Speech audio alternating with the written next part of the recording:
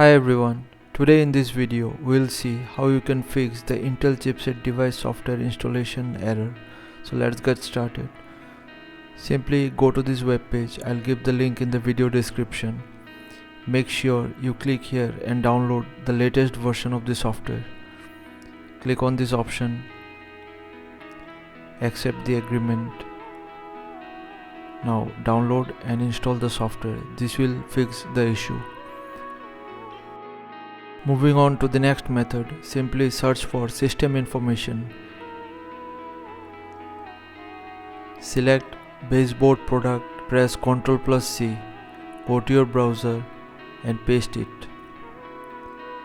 Now go to the official web page of your laptop or motherboard. Go to the support section. Now you will find driver. Click on it.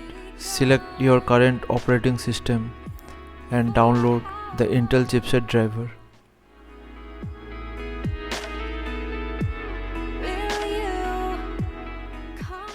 The file may be zipped, so unzip it using 7-zip or WinRAR. Now simply run the setup file as administrator.